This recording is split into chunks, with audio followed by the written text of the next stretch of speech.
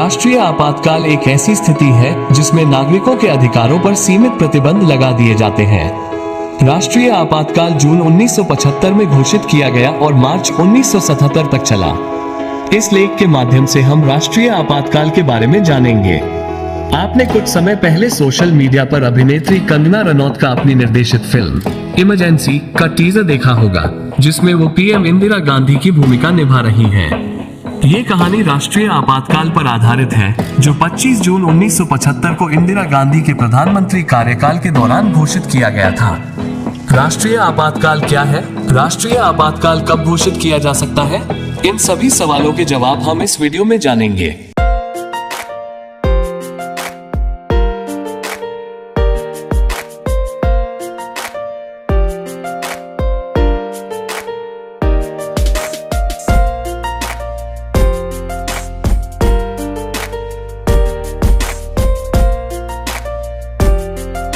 राष्ट्रीय आपातकाल एक ऐसी स्थिति है जिसमें नागरिकों के मौलिक अधिकारों पर प्रतिबंध लग जाता है और अन्य कई स्वतंत्रताएं प्रतिबंधित हो जाती है।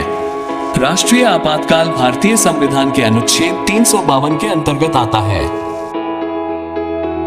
राष्ट्रीय आपातकाल की घोषणा तब की जाती है जब देश की सुरक्षा को कोई खतरा हो और ऐसा खतरा युद्ध, बाहरी आक्रमण या आंतरिक गड़बड़ी के कारण उत्पन्न हो।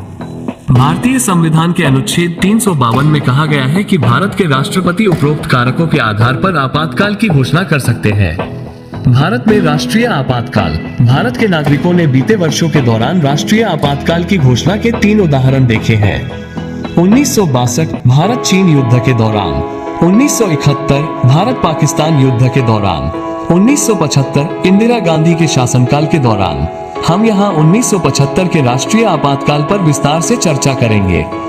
1975 का राष्ट्रीय आपातकाल। यह 1975 के राष्ट्रीय आपातकाल के दौरान भारत में देखी गई राजनीतिक अशांति का सबसे लंबा चरण था।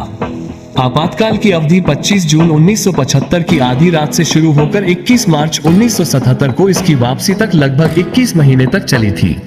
राष्ट्रपति फखरुद्दीन अली अहमद ने भारतीय संविधान के अनुच्छेद 352 को लागू करके और देश में आंतरिक गड़बड़ी को आपातकाल घोषित करने का एकमात्र कारण बताते हुए राष्ट्रीय आपातकाल की घोषणा की थी।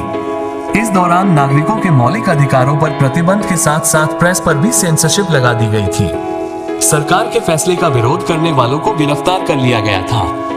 बताया जाता है कि उस दौरान करीब 1 लाख लोगों को गिरफ्तार किया गया था। संसद में बहुमत रखने वाली प्रधानमंत्री इंदिरा गांधी की सिफारिश पर राष्ट्रपति ने आपातकाल की घोषणा की थी। इस घटना को भारत में लोकतंत्र के इतिहास के सबसे काले दिनों में से एक माना जाता है। आपातकाल के बाद प्रभाव। 21 मार्च 1977 को आपातकाल हटने के बाद देश में नए चुनाव हुए, जिसके परिणाम स्वरूप कांग्रेस की हार हुई और जनता दल के मोरारजी देसाई भारत के नए प्रधानमंत्री के रूप में चुने गए।